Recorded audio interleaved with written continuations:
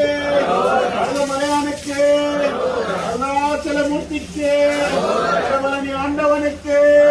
தந்தையான முருகனுக்கு, தாயான முருகனுக்கு,